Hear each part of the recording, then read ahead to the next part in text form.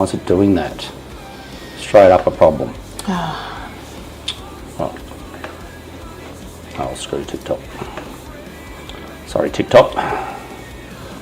See why it did that in the background. Why did it do that? Okay, let's not get sidetracked. Yeah. All right.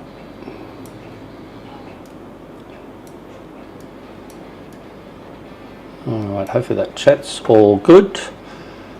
Anyone watching at the moment, we're just starting up the live, we're just fiddling with a few settings. Okay, so we're ready to go?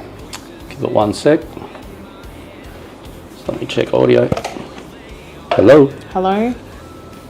Sounds good, it's doubling up, but that's okay.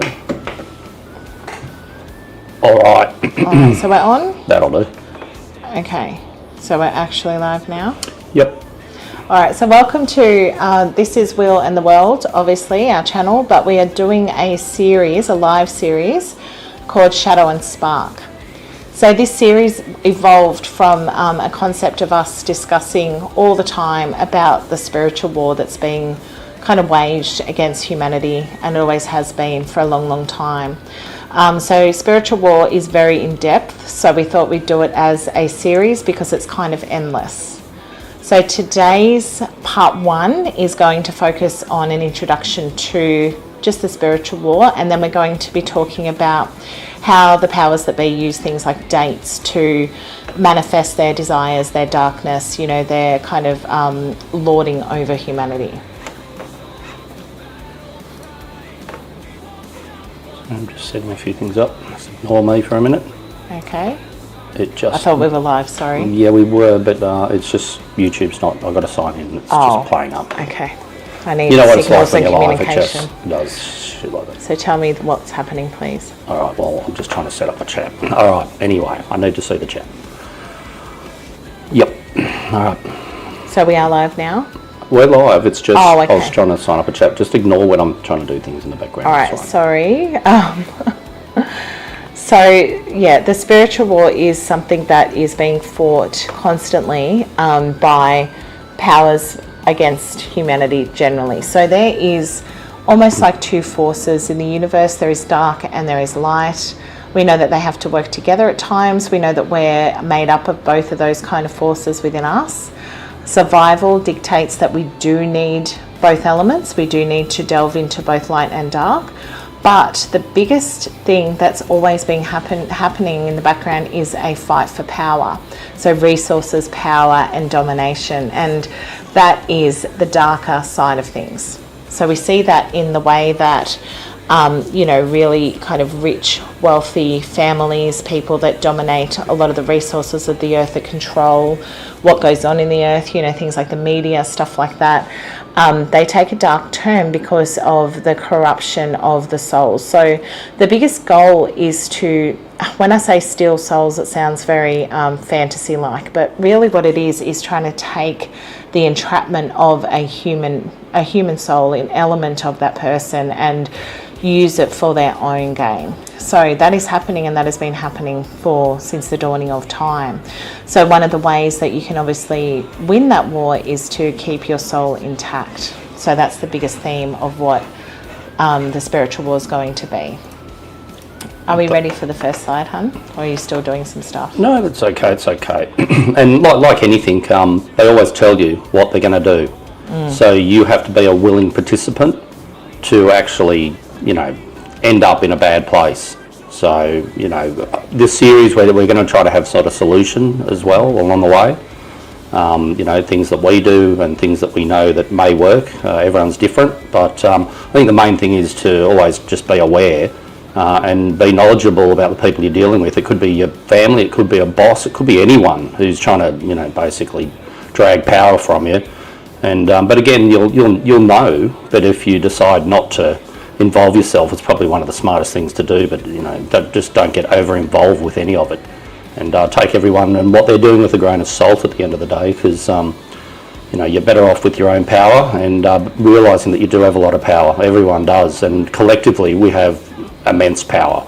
But unfortunately, especially in the last, I don't know, half a decade, it looks like most people are choosing just to roll over and cop it. So that drags us down with it. Anyone trying to fight back just gets dragged down the hole with them. So, but we don't really, because I think that we stand in our own strength, but it's harder without unity. So when we are doing things like this, we're almost trying to bring awareness to people in a way. So it's kind of like our little way of illuminating this aspect, and a lot of people are aware, which is good news, and I feel like more people are standing a bit stronger here, so that's positive. Yeah, my take is just on the, we are all one. We are all the same thing at the end of the day, and humans are pretty much gods in their own right. So, the more people doing good, the more good's going to come. It's just how it is. But yeah, anyway. So the introduction to Shadow and Spark, we're going to talk about that. This is kind of our topics for today.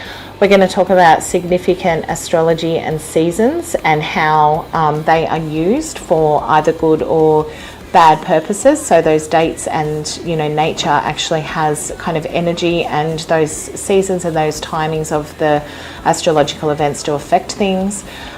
Dates and the occult. The occult is a massive subject, but dates are definitely used in occult settings to manifest desire, and how they can be used for manifestation. And then we're going to go to, both of us, some examples in popular culture and how these dates are used for manifestation, either good or bad. So it doesn't always have to be doomy and bad. Sometimes these dates are used for positive as well.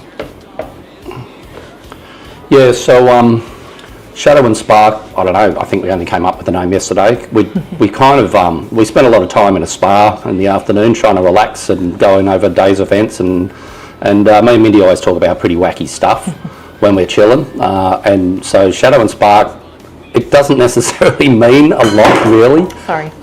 If anything, Mindy's a bit of a spark and I'm a bit of a shadow, so it's kind of it was just a name that took, we were switch just between sometimes. So. Yeah, so Shadow and Spark doesn't really mean a great deal in theory, but it sounded catchy enough to call this series Shadow and Spark. So I do other ones where I do like Mad Mats, and that's more of a kind of a joke conspiracy kind of lives that I do occasionally, and we've got a few others coming up. We're offering a lot of different ones. So Shadow and Spark is just to summarise this kind of topic. So anything that's kind of spiritual and involves light and dark, Shadow and Spark sounded right. So don't read into that too much. It's just we thought it was a catchy name when we heard it. That's all it is. It's a catchy name. So yeah, don't read into anything too much. And I probably should say quite early, we're not doing any rapture stuff.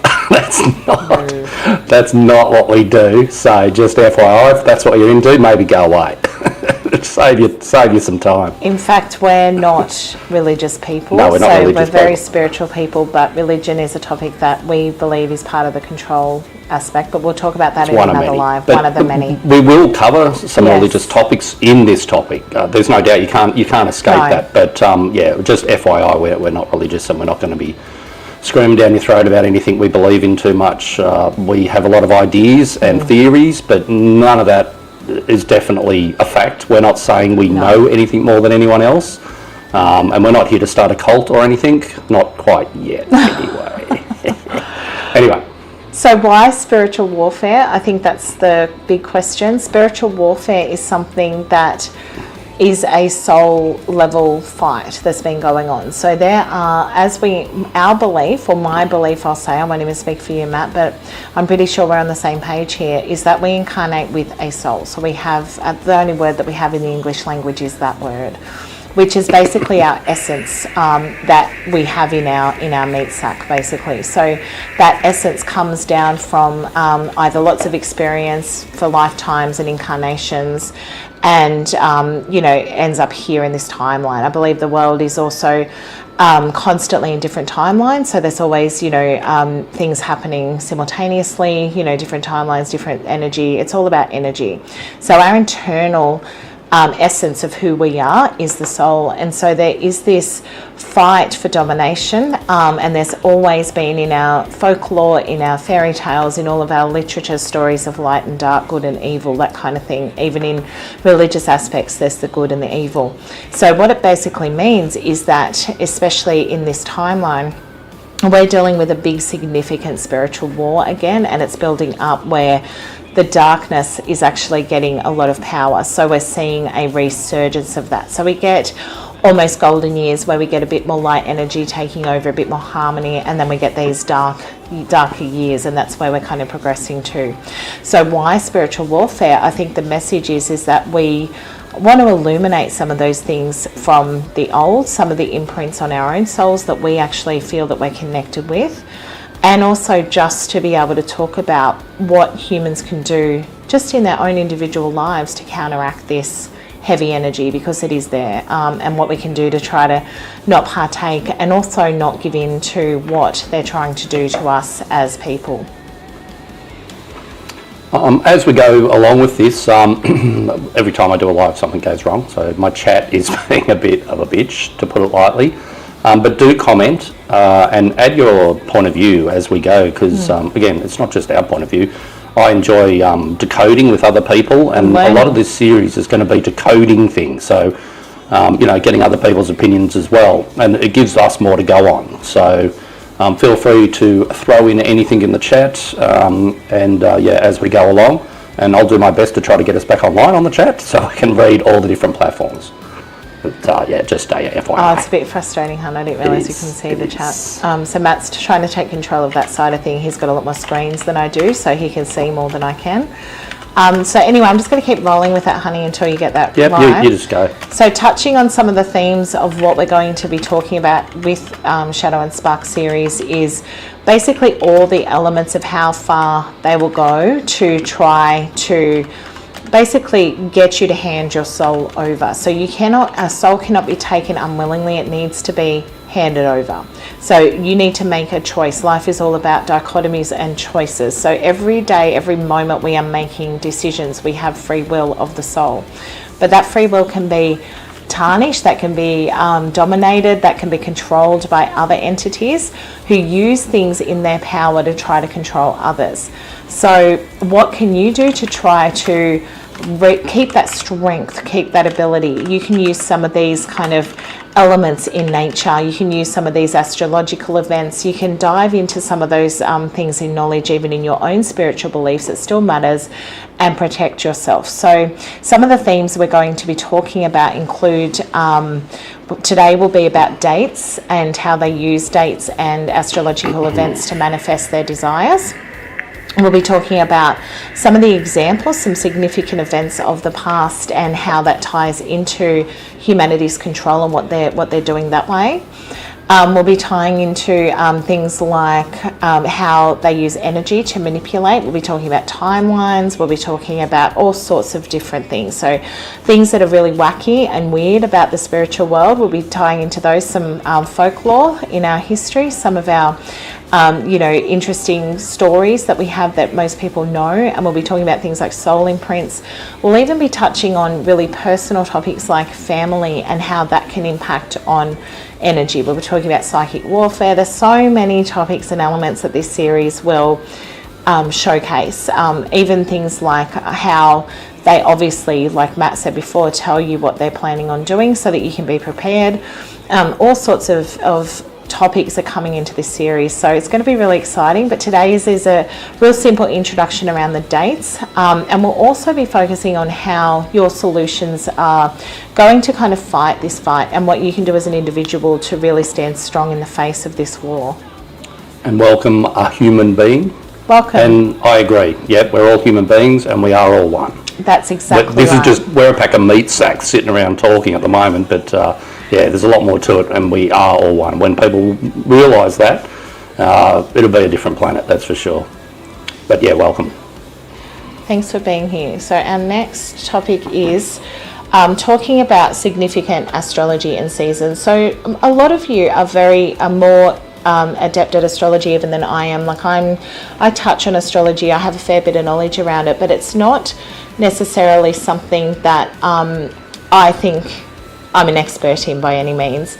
I do understand how it works. I do understand planetary alignments, and I get aspects and things like that, but I am not an astrology expert. If you are, it'd be really interesting to hear your take on it. Please share some of your knowledge with us. I always love learning. But astrology in a general sense is used by the powers that be to manifest outcomes. And astrology is basically constellations that form different aspects to other constellations and other planets at certain times of the year. So certain alignments influence events here on Earth. So we know the ancients, we know in history there has always been a significant connection to the celestial bodies, and we still have that connection because influences from the way the Earth turns, the seasons, the way nature cycles itself has a celestial, big celestial influence. Now, the dark powers that be try to take these events and control them for their own gain. And that's a topic in and on itself, but that is basically how they use these events. They did forget about one major thing, and that major thing is what I call soul imprints. So that is, some of us have been born, most of us have been born with some kind of imprint of the soul, and we have that knowledge innate. They can't take that away from us. That comes in this incarnation. So if your soul is intact, you will be able to fight this spiritual war. And thankfully there are a lot of people that have kept their souls intact. A lot haven't, but I don't believe that has to be a permanent thing. The goal is to keep your soul intact. Is there anything you want to add to that one, Matt? No, I think Okay, no, that's all right. I was actually listening to you for a minute. I was playing around with something. Well, that's normal, isn't it? I've already heard all this. She tells me every day. Okay, so this is just a quick diagram just showing the constellations of the astrology constellations in the sky. So it's how those stars are mapped and how they've been named, and the times of year that they're more prominent at different angles. So we have the Aquarius, Pisces, Aries, Taurus, Gemini, Cancer, Leo, Virgo, Libra, Scorpius, Sagittarius, and Capricornus. So they all have a representation of an animal based on the shape of their constellation, but also of, the kind of their aspects as well. So that wheel that you can see to the side there has all of the different symbols of astrology that have been used for a long, long, long time, and the dates that coincide with that astrology. And so that is also measured in degrees, so numbers come up, and it's always in 30 degrees, so number 3, which we'll get to in a minute. And it's the way the sun is the middle of the astrology wheel. We have a yin and yang symbol, which is also representative of sun and moon light, is how the earth moves around the sun, and how those planetary alignments are affected by the sun. The sun is the god of humanity, of this planet, okay? And that's why in religious circles and things like that, you'll hear lots of terminology like the sun, So Son of God. Yeah, well, the Son of God in Christianity is really, in my opinion, representing the sun. All right, so this is a depiction of a wheel of the year in pagan understandings. This is very old, but this is the soul imprint that I was talking about before. In the Dark Ages, when Christianity swept through Northern Europe, they took a lot of this away from the people. They took a lot of this knowledge away. But spoken word, traditions, language, soul imprints kept it going. So we know that there are seasonal celebrations that occur all throughout the world to depict Mother Nature and the elements and the change that occurs for our survival. So that included things like growing food, it included things like connecting back to family, going to war. All of the things that we do as humans were based on these seasons or these changes in the year. And so the powers that be have this knowledge. I think the Vatican probably has a lot of this locked away from the Dark Ages, but that's just me. I'm taking a wild guess there. But I feel like a lot of this knowledge is here. We have it in our souls. We know this, okay? So we do put terminology to it based on all different cultures. But basically, there are times of the year where we have, winter solstice, for example, summer solstice, where the days are really long or really, really short, and that's going to influence what events happen here on Earth, what occurs astrologically, and how we can utilize those times to connect to the spiritual world as well, how the powers that be use those times to connect to the spiritual world for their darkness as well. But I believe there's a spiritual war even that we can't see through people that have a lot of power and resource who are actually fighting good and bad as well. So I don't think that everybody who has some influence over resources on this planet are dark. I feel like most of them are, but I feel like there is a little glimmers of light there. I feel like there are some people there who are actually fighting the good fight. That's just a feeling. What do you think about that one, Matt? Well, I've been good and bad many times, and it's a conscious decision you kind of make, and I don't know, the bad always seemed like a lot of fun. So that's interesting though to me. I always find it interesting because I don't anymore. I'm an old man, dad, and all the rest of it. So I'm a pretty good boy now. But you made the choice though. Oh, totally. Yeah, I've done some really silly shit and shit you regret. And I think we've all done that though. Like we've all got things that we wish we could have, but we've learnt from those. Oh, totally. I don't have regret anymore. No, you shouldn't have regret. It's but it is fun to be naughty and dark and that kind of thing. And it's very easy to get a crew around you if you're going to be dark. Very, very hard to get a crew around you when you're being nice. That's one thing I've noticed is that if I go ranting and raving on stupid TikToks or whatever, I'll get views coming out my backside. But if I talk about something serious, like this kind of topics, generally, I don't have the fanboys. So that's kind of, I don't know, it's a mirror though. I see that as a mirror to where we're at on the planet at present is that kind of thing, that people are more led to the dark than the light. It's just how it is. So. It's more of a pull, isn't it? Like if you've got dark energy, you can be more alluring. Like we understand the concept of, say, a narcissist, for example. That is a word that's used quite freely at the moment. Absolutely. But that is that energy of being able to manipulate others for your own gain, and that's what's happening on a wide scale. That's why we're seeing more of that, right? So people gravitate towards that because it's easier than having to be in your own power and stand against that. So somebody who appears powerful, strong and confident, whether it's good or bad, but more of the dark side, it's very alluring. It kind of appeals to the wild side of people too. It does indeed. So that's kind of how they kind of get you on side. And I think, I'll move on. No, say what you're going to say. No, it's all good. So the moon phases are always intrinsically involved in dates that they choose to exude an event. So we know that lunar eclipses, if you don't know this, lunar eclipses are often more harsher aspects because it's the darkening of the earth. So the earth goes really, really dark when there is an eclipse over the moon, and so that brings a lot of dark energy. So we see a lot of big events happening where there is especially a full moon lunar eclipse, because that full moon comes to illuminate, cleanse, and help to bring, the tides full, that womanhood full. It's all about fertility. And when that becomes eclipsed, it can often be a very dark sign. So we have obviously oppositional aspects to the way the moon cycles work in the northern and southern hemisphere. So it's interesting that they'll often choose events to perform in either the northern or southern hemisphere. In Australia, we had the 2000 Olympics, for example, and that went over a period of the equinox, and it was the spring equinox down here, and it went over a full moon cycle.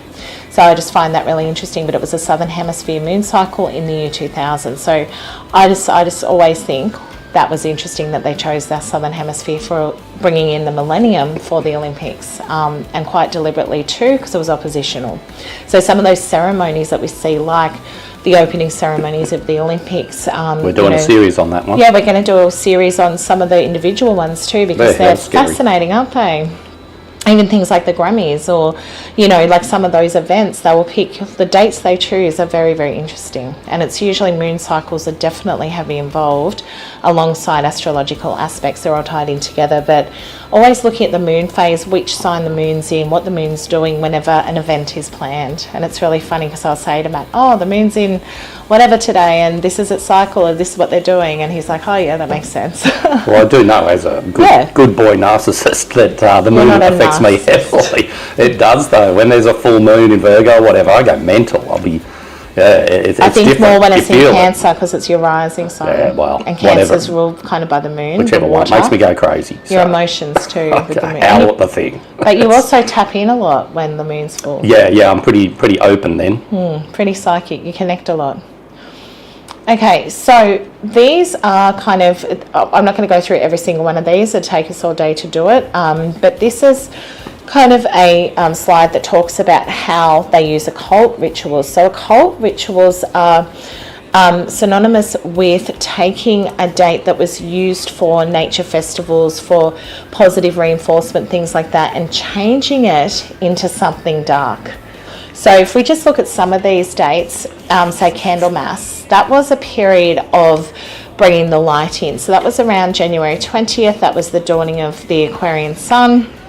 And that was a period where they would often light a whole lot of candles to celebrate the coming of the light. It was midwinter over in the Northern Hemisphere, and it would bring warmth and love to the households. But in occult circles or dark circles, they changed this tradition to work on things like abduction and preparation for sacrificial victims. So really, really dark stuff. There's sexual and blood rituals that occur in dark occult circles. Whereas on the positive side of Candlemas, it was all about bringing in the light and celebrating protection and love. So it's very interesting how they can turn a positive event where people gathered and celebrated, energy, and make it something really, really horrible. Interestingly enough, which we're going to touch on soon, is January 20th is the inauguration of the president, and it was changed in 1933, but we'll get to that. So other dates here are the first of New Year's Day was a Druid feast day. So very, very positive because it was considered the dawning of the sun. So not because it's the start of the year, our calendar year, it was the dawning of the sun. So remember that the shortest day is December 21st, roughly December 22nd over in the Northern Hemisphere. So as we're moving into January past December, like a week after that period, we have the lightening of the year. So the sun starts to get a little bit brighter, and so they would have a big feast day celebrating the coming of the sun. So that was a very positive day. Now it's celebrated as New Year's Day. People get quite, there are a lot of happy moments with people. There's a lot of debauch even in the West that goes on New Year's. It's synonymous with partying and getting drunk and, all of that, especially in our country. It might not be for every country, but for the West, that's definitely what happens.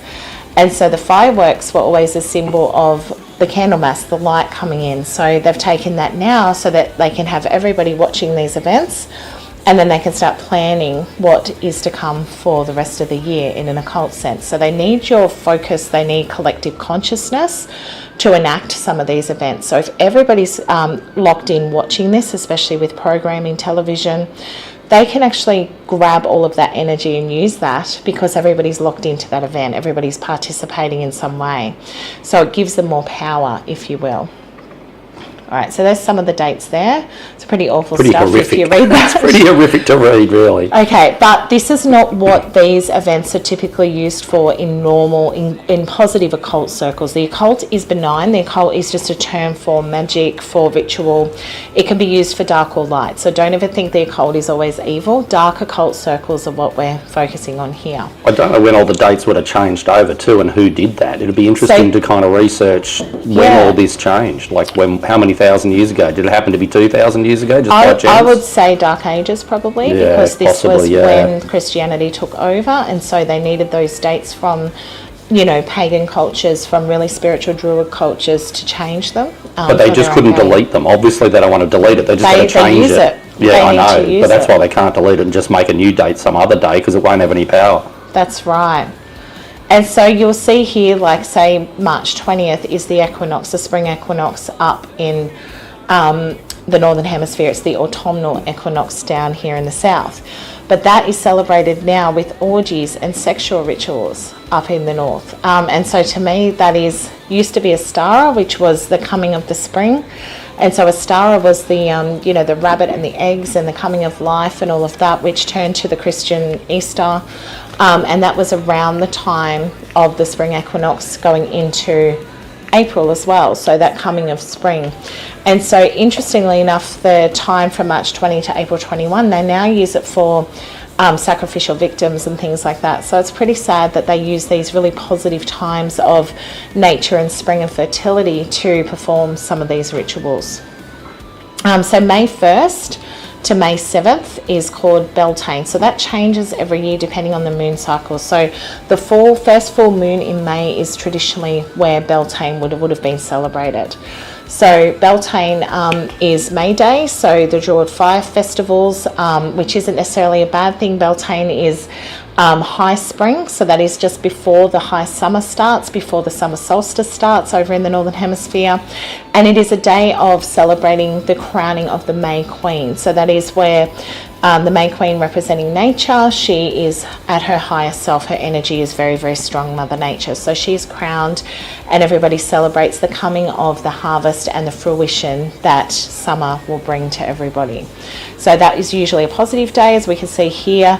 They will do lots of fires. They do more now, lots of laser shows and drones and things like that, but it's all to use that energy of fullness of fertility to get everybody's collective consciousness together.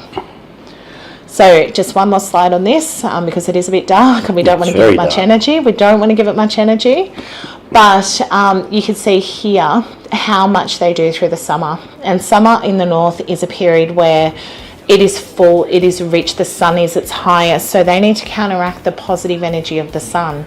And we'll notice with this spiritual war at the moment that we're getting a lot of magnetism on the sun. Matt knows more about that scientifically, but we're getting a lot of the Australis Borealis, you know, the lights that we're taking photos of. We're getting them on the east coast of Australia, which is unheard of. Yeah. We've never had, you know, the sky going pink and green.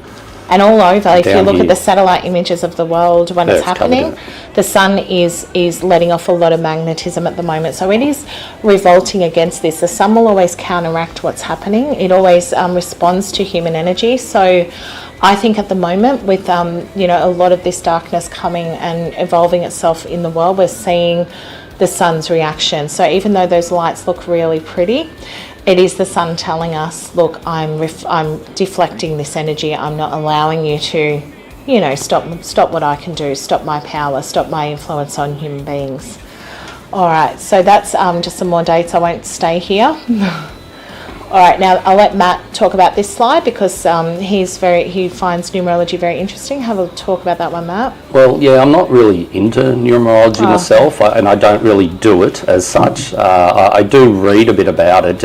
I just like to roughly know what's going on and why people do things.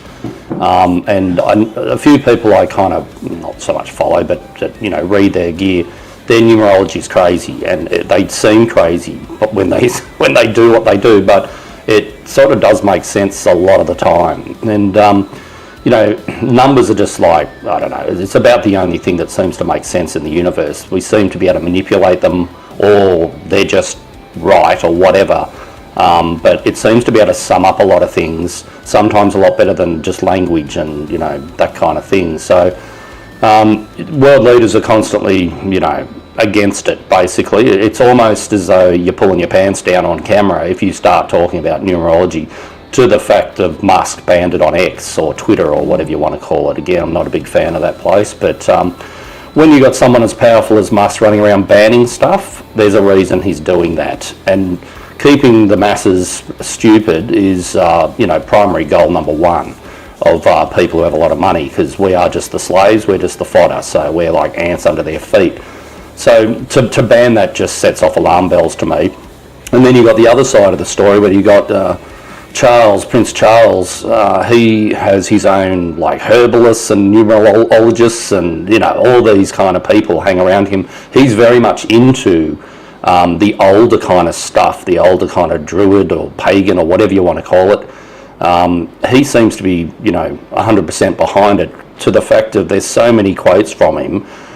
For example, the one on the screen where there's a divine source, ultimate truth, and that truth can be expressed by means of numbers. So he knows the power of the numbers. And was it King Henry VIII you were talking about the other day, who has his own astrology plaque in the Hampton Court. So the clock at Hampton Court is King Henry VIII's astrology chart, his birth chart, because they all had resident astrologers in the monarchy. So they probably still do. I know that They there's would.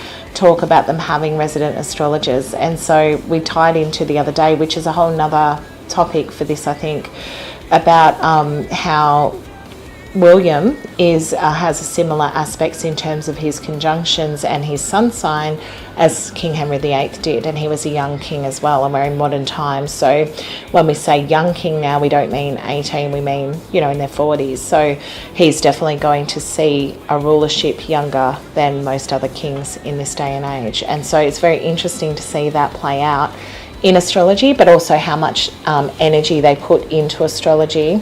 Elizabeth I, she had her astrology chart done as well, so you can actually go to Hampton Court and see them. I think it'd be a fascinating thing to do one day. It is interesting, but again, I don't personally get into numerology too much because I'm not smart enough to understand what's going on half the time, and I think it's quite in depth. If you know what you're doing, it's quite in depth, and I think the few people I know who do it, and they do it hardcore, to me they've almost like jumped down a rabbit hole they can't get back out of. They're stuck with numbers.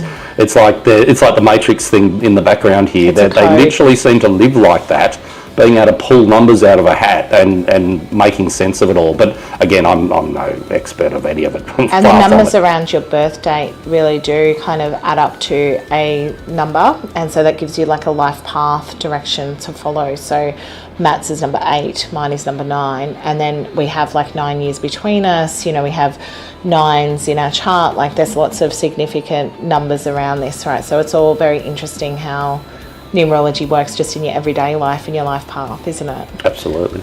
But yeah, so I find it fascinating. I delved into it a little bit, but it's not something that my core focus is around, but I do like to understand it to a degree so that obviously we can use it as a tool for ourselves, but also the healing work that we try to do as well. And the point of slides like this is more the topic of today is roughly numbers and dates. And how they can use it. Yeah, how important they are to the powers that be, to pull things off on certain days, certain times, certain moon phases, all that kind of stuff. And again, they always tell you what they're going to do. So if you're aware of what they're doing, and you can kind of see through the BS when they're carrying on about it, but they will let you know what they're doing. But it's the next slides all explain what we're talking about. Yeah, but it is true. Numerology has a big role to play here. It's a very ancient code that exists in this timeline, probably other timelines as well. So many world events are planned during lunar or solar eclipses or during a seasonal or astrological shift.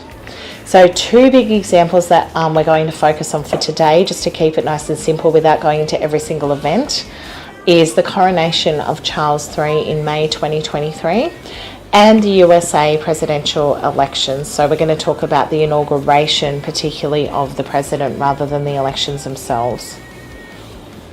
So the coronation of Charles was a very fascinating date because we in our lifetimes, a lot of people never got to see a coronation because the Queen lived for such a long time, so they never got to see an event like this. They might have known of historical ones, but never got to actually witness this. Interestingly enough, Queen Elizabeth II passed away on September the 8th, 2022. So 8 months later, they decided to do his coronation. Now, there is mourning time that's allowed for the Queen, obviously.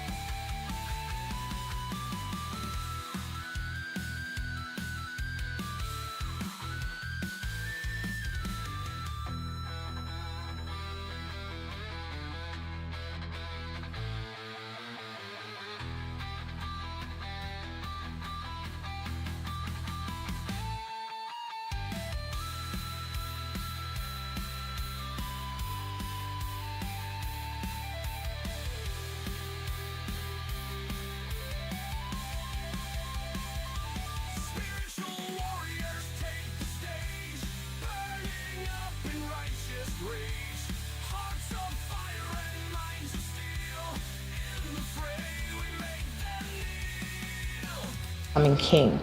So this Mercury was also retrograde, which I find very interesting. They'll often pull off big events when Mercury is turning its backwards, and that's because communication in humanity is a little bit trickier when Mercury is retrograde. So a lot of things tend to go a little bit awry. People's power gets a little bit less intense. It's harder for people that are manifesting positive energy to rise up when Mercury is retrograde. It can impinge a lot of things like that.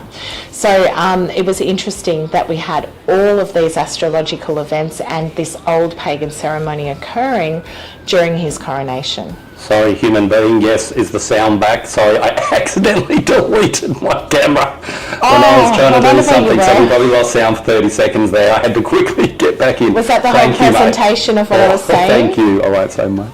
Was that... You would have lost sound for a minute. I accidentally... Thank you so much for telling us. Sorry, no, luckily that's it's written on screen. Yeah. I'll try not to do that again. It's okay, technology.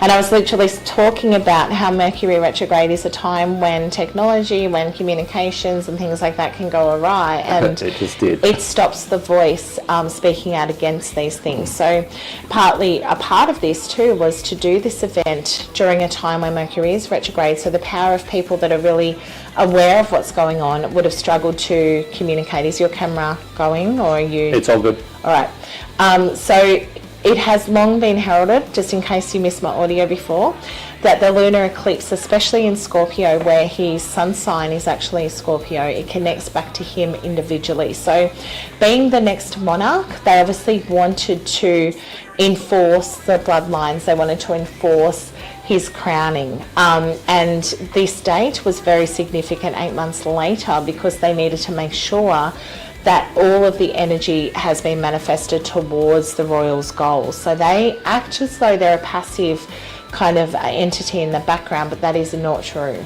They are very, very prominent in society. They have a lot more power than people give them credit for. Absolutely. They're never in the eye. They're always in the public eye as nicety kind of tourist attractions, but nah. And it's much the same as the Vatican. That family and the Vatican together are just, oh my God. So they're part of the ones we can see, but they don't show us their true colours, okay? So when we see this coronation, they needed to bring favour. So the crowning of the May Queen as well, around Beltane, was very interesting when we had Camilla come in, because she wasn't necessarily liked by the people. She was seen as the villain after Diana. But she needed to try to manifest that energy of the people by coming in and being crowned as the May Queen.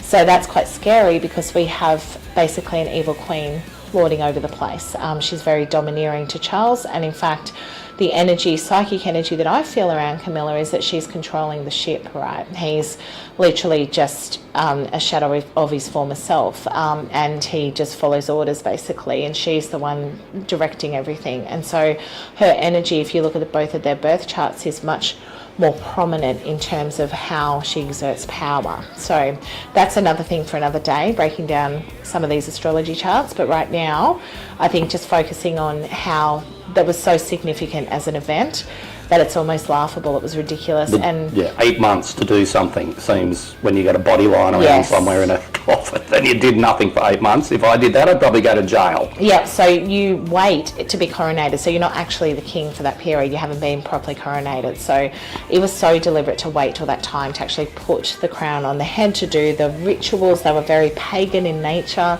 It was such an interesting thing to see little glimmers of. I didn't watch the whole thing. I didn't want to give it my energy. I saw a few oddities on it, with like people wearing old gowns that look like like a Jedi, gown that running between like doorways, and really weird, just wacky shit was going on that day. And again, I didn't watch the whole thing. I just saw a few short clips of weirdness. Very strange people there as well. The people who attended, there was some pretty wacky people, and the staves they were holding and all these things. It was very symbolic, and I think most people wouldn't even know what they were doing. Even the Pope's doing that at the moment. He's walking around with a weird staff, and we need just to have talk a look about at what his he's walking around stuff. with. Yeah, one day. No, it's weird. He's wearing like witch's staff. Why would the Pope have a witch's staff? What's he doing? So, some pretty interesting times, as always. So that one is huge, we know that, but they didn't just do this by accident, is what we're trying to get to. And 6 being the division of the 3, everything comes back to the 369.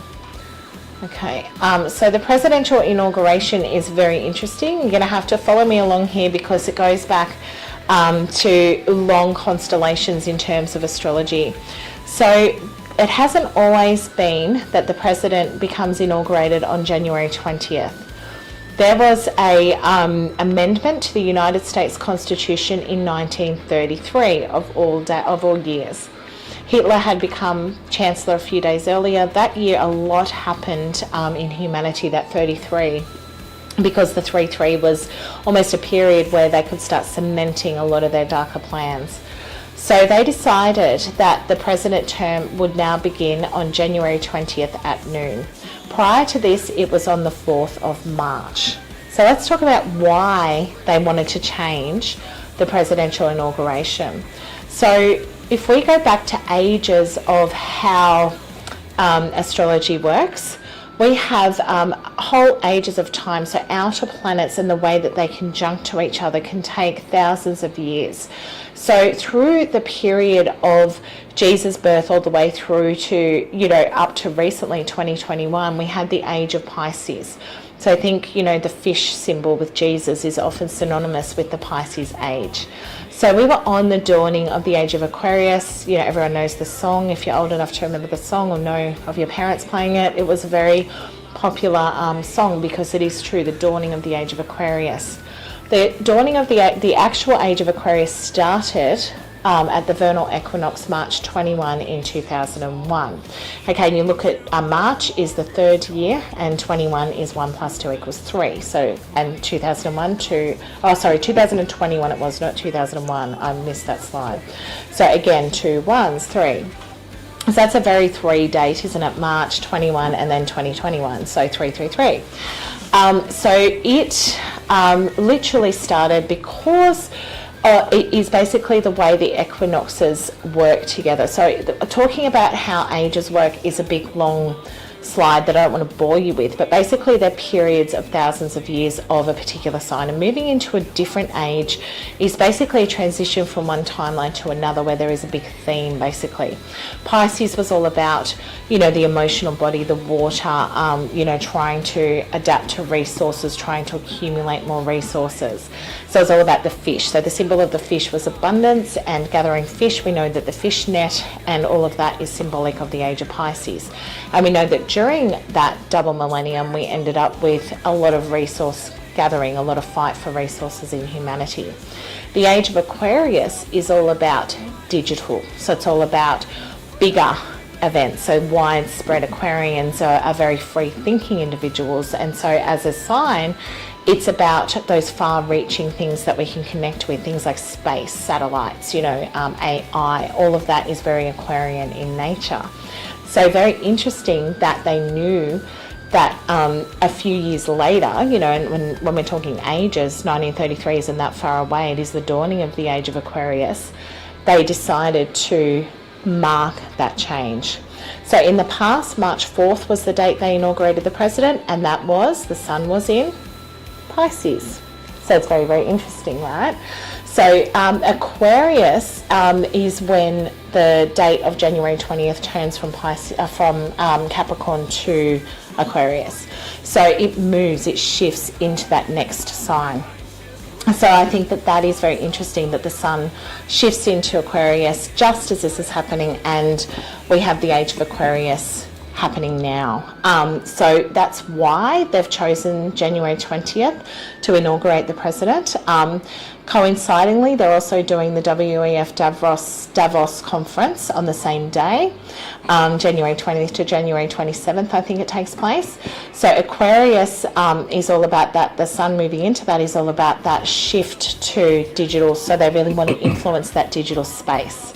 So again, they have technology, they have information that we don't have yet. They allow us little glimmers of it so that they can test the waters, so they can see how we play with things, so they can connect back to what we do as individuals and say, oh, this is how the stakeholders, as they call us, are using the technology, so that then they can get a gauge on how better they can control it. And that includes things like the president coming in to fruition, because obviously the president is very symbolic of he's basically a puppet for those powers as well. So he's been given power, but it's not really his power. It's power of those who are controlling the system. So he gets to enact those powerful things. And so very, very interesting timing for them to be able to try and influence the masses, because we know the president is always on television, he's always on social media, he's always trying to speak to people and get the audience collectively to watch him.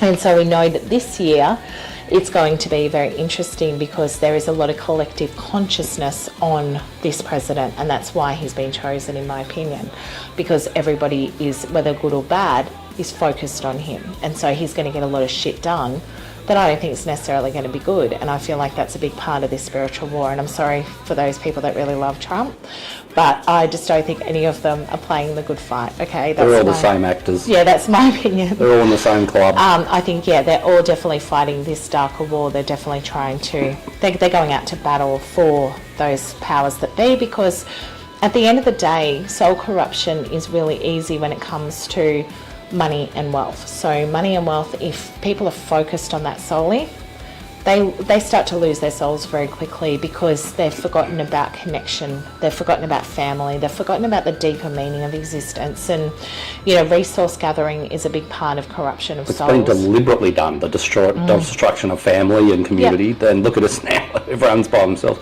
Now I'll just add, they always show you what they're going to do. Look at the WEF logo over there. You got where the O's are from World Economic and Forum, that slash that comes down, which also could be a moon phase or something, I don't know what it is, but it makes each of those O's a 6. So from the top, if you look at each one, it gives it the arc, which can be interpreted as a 6. So it's 666 is in the middle of the logo, right in front of your face. And I'm not sure what the round half circle is, but I can guarantee you, it is probably some moon phasey thing that makes sense to them. It's probably like moon silhouette that forms the WF logo into 666. That is so true. They're showing it. It's in your face. Yeah. CERN's the same. They've got 3 6s in their logo. All these institutions. 3 words. Yep. And logos are so powerful. Like they're just symbolism. They imprint in the brain. Absolutely. But you look at it and you wouldn't pick it up straight away. No. But so many logos do this, and it's you just everything they show you. Anyone who's trying to ram stuff down your face, go and look up what their logo is. It'll give you a bit of a sign as to what you're in for, and everything's symbolic, and they're not going to just write 666 across it, obviously. But to me, my interpretation of World Economic Forum is 3 6s in their logo. Yeah, so it's interesting 2021 as well, that we moved into March 21, 2021 into the age of Aquarius, because this is now a timeline shift. So we all knew Agenda 21 was a big thing. If you read a lot of books when you were younger and you were into more of the alternative spaces and you followed kind of some of this stuff, old bulletin boards in the 90s and stuff like that, there were lots of discussions around this Agenda 2021. Well, Agenda 21, I don't even think they said 2021, they said Agenda 21, yeah, it's just 21. And so that obviously came to fruition for those who really understand what was going on, and they exerted a lot of their actions around March. So that's another interesting time, because it is the sun moving into Pisces, and March is around that vernal equinox in the Northern Hemisphere. So notice a lot of stuff will happen March or September. When you're looking at dates, big significant world events will happen a lot, not always, but in those 2 periods of time, because we have the balance of frequencies, right? So if you're thinking, gosh, a lot of stuff happens in March or a lot of stuff happens in September, there are reasons for that as well. So even COVID kicking off was March. That's when everybody locked down for the first time in the world, and that was around the vernal equinox in 2020. So I just think that's, again, you can have your theories around that, but I just thought it was interesting that was the time frame around that as well. And Agenda 21 had been planned so long ago, but again, it's 2 and 1 is 3. Yep, and 21, and now we've got 30 coming, which is the 3. So 2030 is going to be insane, I'd say. Interesting. Although they're pushing 2025 as a big problem too. Well, we're halfway there in the decade, aren't we? 2 minus from 5 minus 2 is 3. Like, all the same dates. It's always 3. All right, so here, talking of 3s, the power of 3s in spirituality. We just touched on March and how that's a very significant event. September, that's a significant month. 3 and 9, and we have the 6 in the middle, which is June, which is summer solstice. in the Northern Hemisphere, winter solstice down here. So the threes are everywhere. So good or bad, threes can be used for your own gain, for your own positivity. You're allowed to manifest things in your life as long as you give back what you get type thing. You exchange that energy as long as you're putting back in. It's actually okay to receive. We need to receive, because being a martyr, I don't believe, is a very positive thing at all. That drains people, and you can't really be of service to people when you're drained as an energy. So it's certainly not saying you have to be altruistic and, you know, run around, you know, like a monk, you know, trying to do everything like that. I don't believe that's actually helpful. But the triangle is the trinity of balance. It's the body, mind, and the spirit. So it's that connection to us as beings and animals as beings. It's the earth, the moon, of the sun. It divides and multiplies on itself. We know that 9 is such a fascinating number because all the multiplications add up to 9. There are 3 months to a season, so it's very cyclic in nature.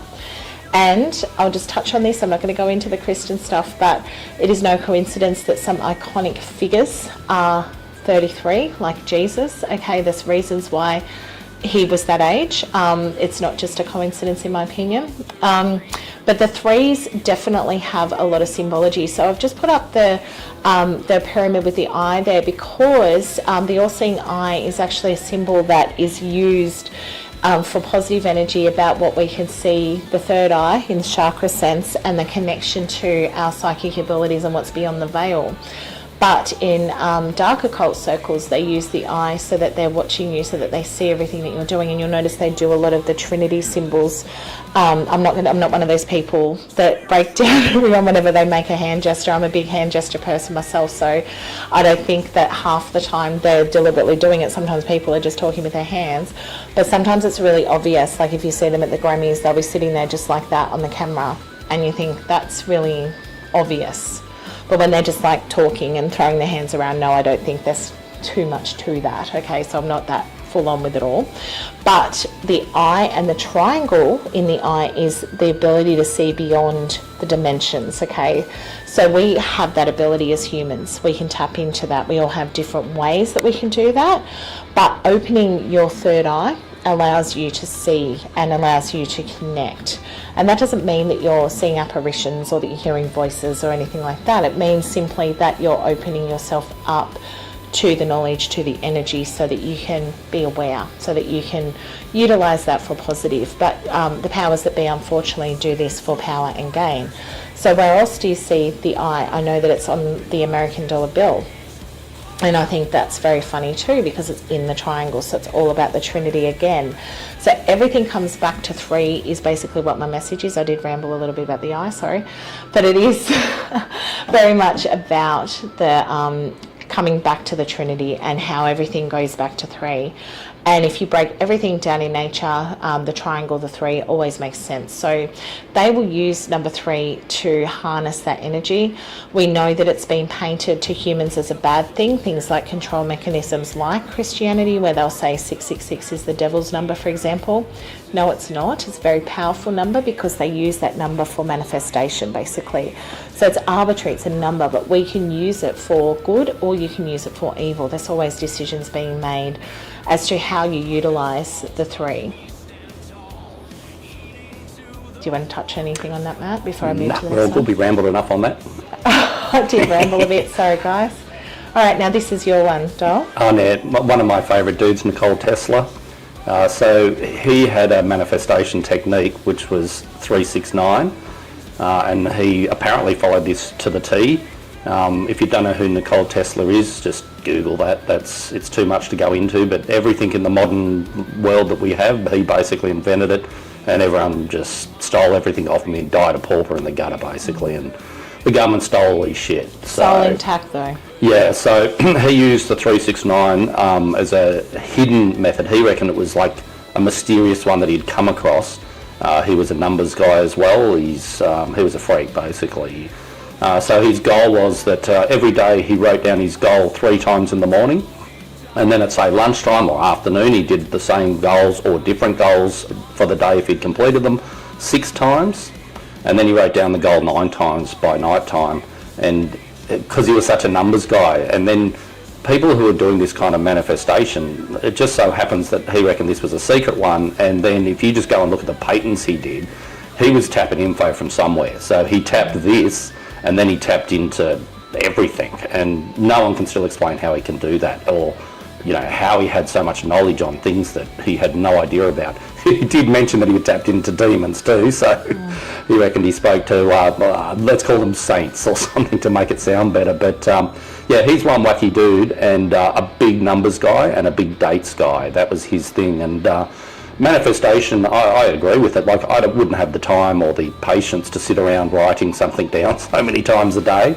But I'm sure if you did, it would actually change your life. I could almost guarantee it. It would scare me a bit to even try to start something like that, because then I'd get too busy, and I'm pretty lazy, so I'd rather sit around and do a lot less than become some figure who has that many goals and have to go and achieve them all. So that's just my laziness. But manifestation's a real thing, and everyone does it without even realising it. And the more you do it, the more it's going to happen. And unfortunately, you can manifest really bad stuff, and you can manifest good stuff, and that's just the yin and the yang of the world. So Tesla was just very goal-driven for kind of humanity and science, and yeah, really interesting guy. But anyway, that'll do for No, and it is, manifestation is something that we do individually in our life. We can talk about that in another one, but we will literally consciously put a lot of energy into anything that we're trying to create, and that's usually with higher intention. So if you've got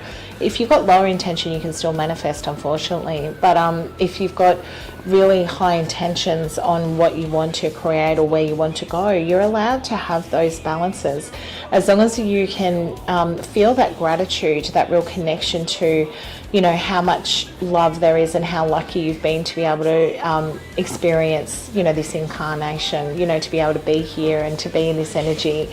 Gratitude is a real intrinsic thing that can't be, you have to kind of learn yourself. You have to have your own method of that.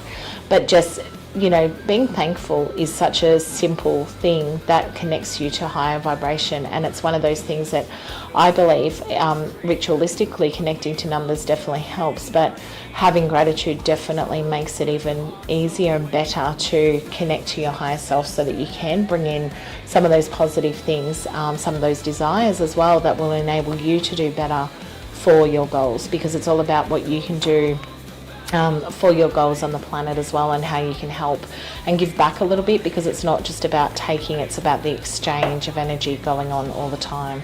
Yeah, one of my main life goals has always been leave the place better than when you came. Yeah. And I think if people kept it, and that's not even a big goal, really, No. It's not, but if everyone left this planet and it was better than when you turned up, then you've done well. That's all you need to do, really, and then little butterfly effects really matter.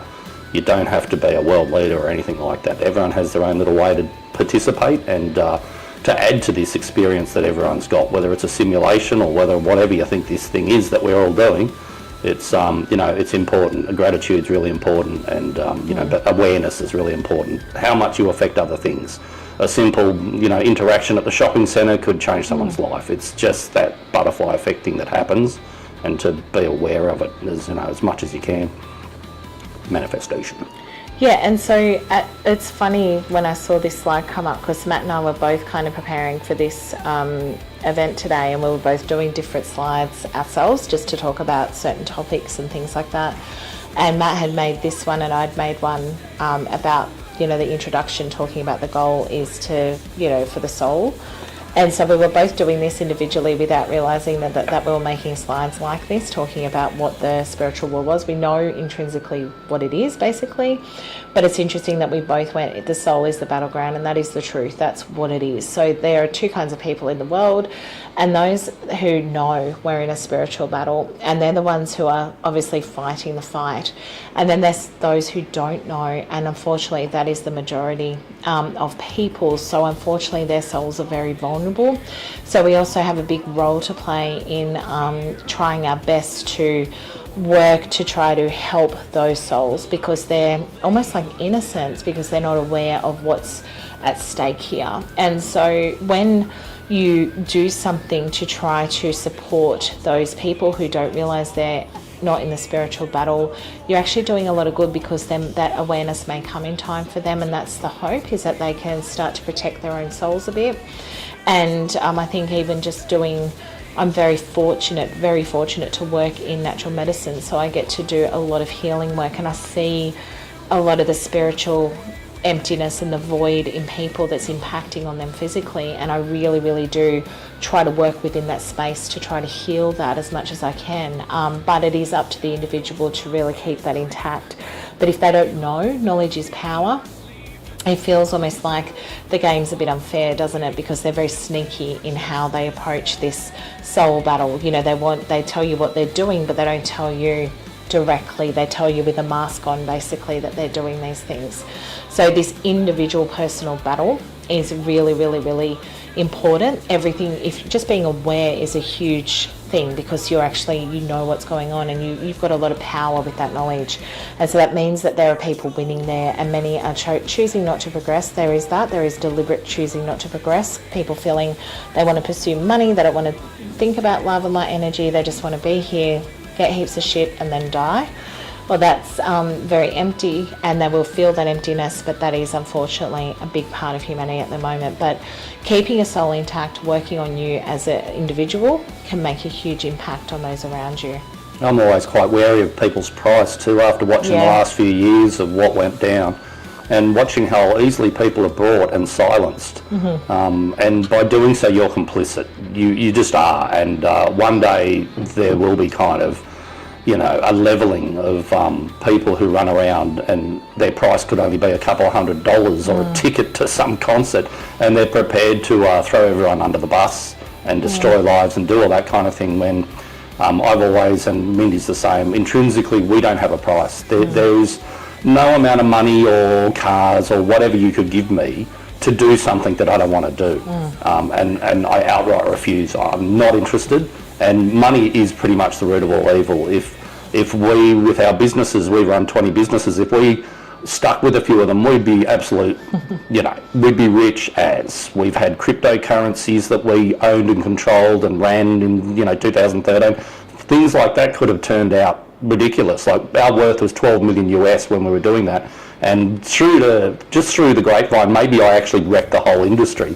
Shit happened to the whole industry where it just dumped out. And I didn't give a shit. I really didn't. We used to gamble quarter of a Bitcoin a day. We couldn't give a shit. It's not about the money, and it never should be. It should be about personal growth. And, you know, learning. Just, I think it's so much worth more than money. And then if you're smart enough, then you might treat other people nicely and kind of, you know, move on, and maybe not have to repeat this cycle endlessly, because it feels like a prison planet some days, and my goal is to get off.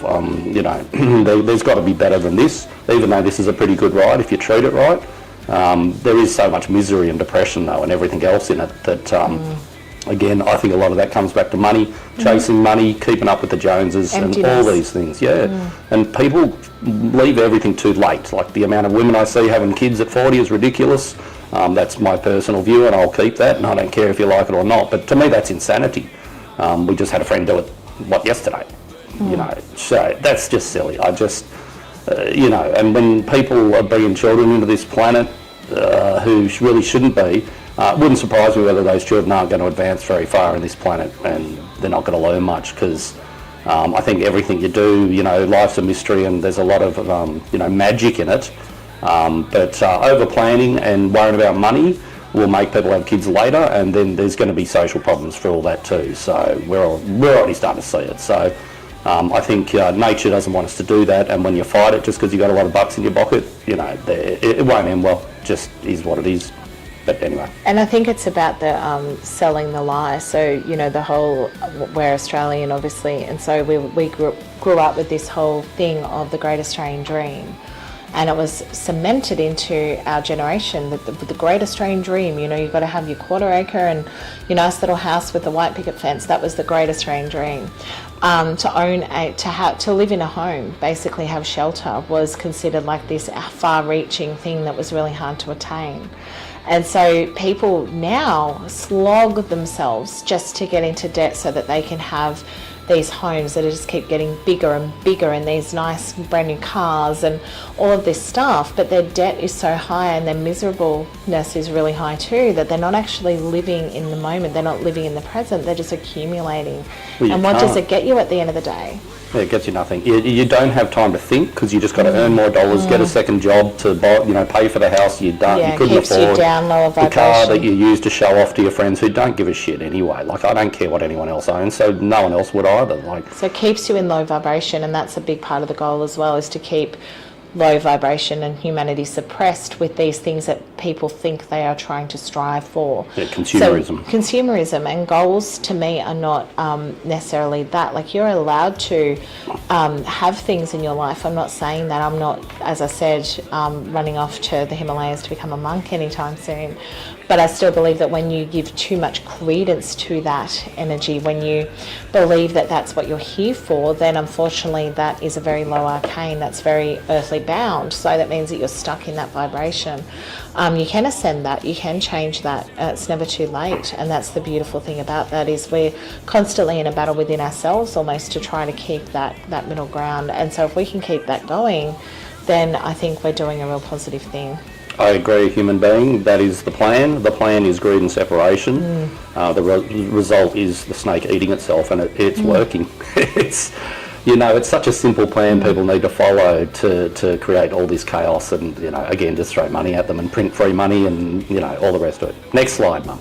Well, this is our last one. Okay. So this is a summary of basically what we talked about with the dates and the phases and the time frames. And we just used an example of two big events that have happened and are happening in the world, and how deep they will go to use those dates and how long they will plan them for.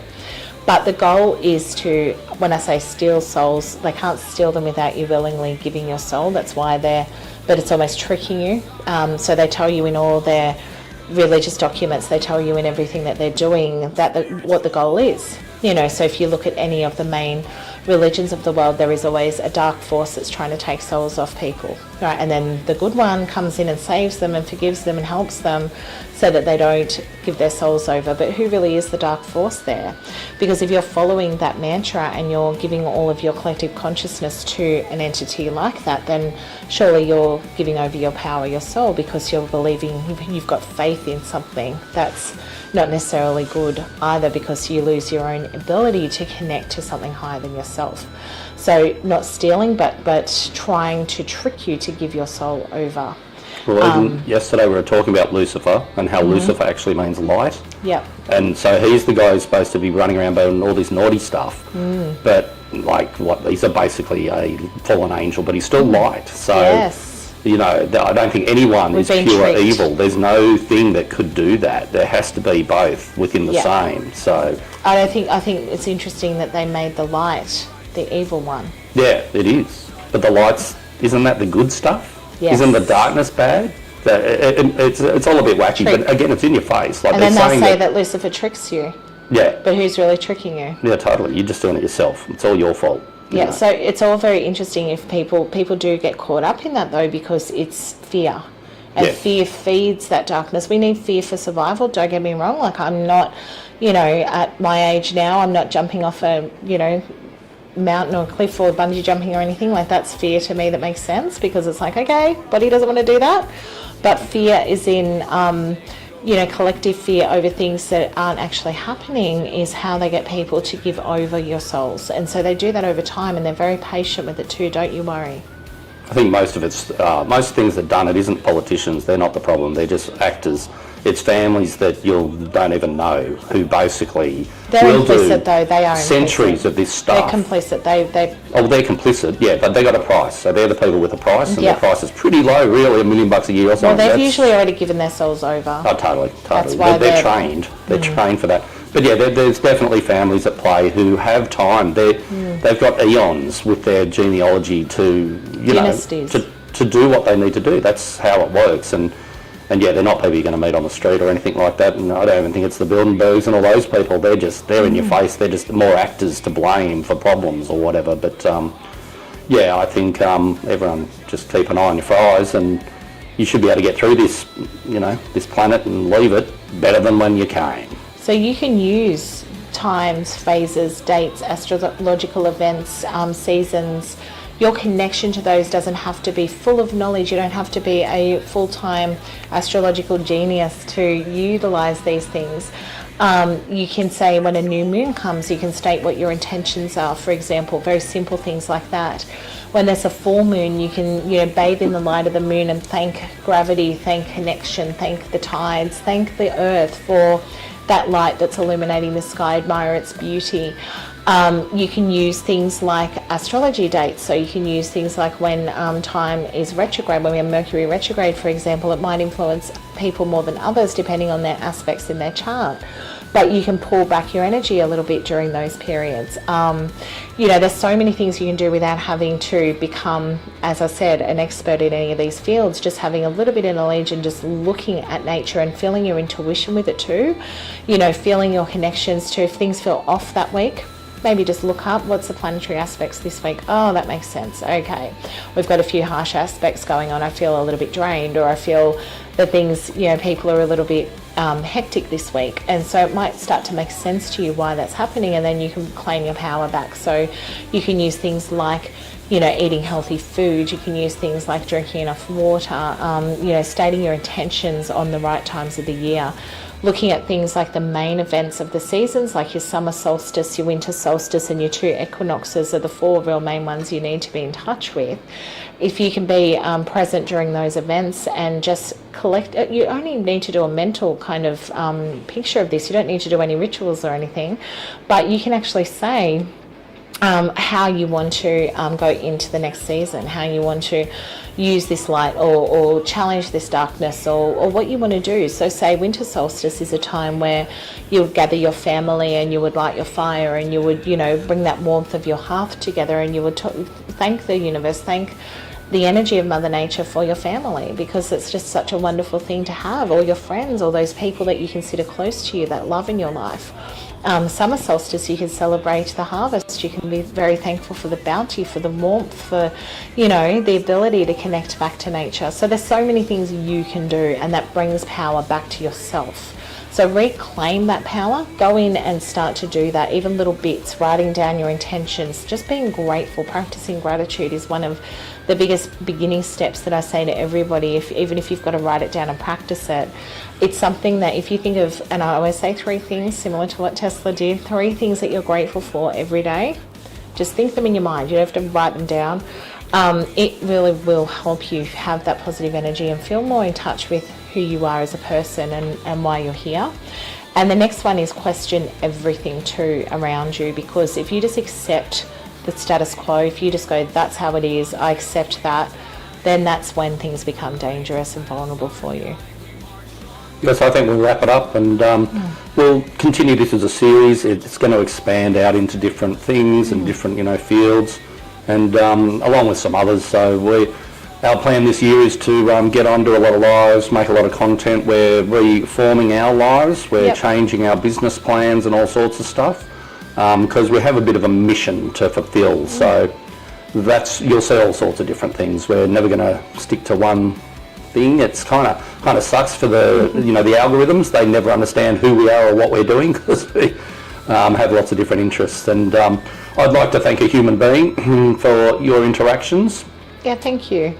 It's really good to have you here. I was just reading more of his comments. Could be a girl, sorry. You're just a human being. I didn't gender anyone. Yeah, totally. Thanks a lot, human being, for being a part of it, and we'll wrap it up, and we'll probably be back on next week, and we always throw out videos during the week as well, that kind of thing. So it's been great. Thank you, guys. It's been wonderful just to be able to just present this the beginning of this series, because I feel like it's going to be very, very positive, because we often talk about all of this stuff, and why not package it up and also share knowledge and receive knowledge from others who are aware as well. And also for those who might be just starting their journey learning about all of this, I think it can be a really interesting topic. And even if you don't agree necessarily, come in and share your thoughts too, because I don't think this is all about, this is my opinion, this is what I think. It's definitely a space where people can come in and share what they think as well. Absolutely. We've got very thick skin, so not worried what people say. Everyone's allowed to say whatever they want. don't worry, mate, we're not going to censor anyone or do anything. Obviously, the program might censor you if you start swearing or something, but otherwise, feel free to comment. You don't have to agree with us at all. It's not a problem, and everyone is different, and we quite respect that. But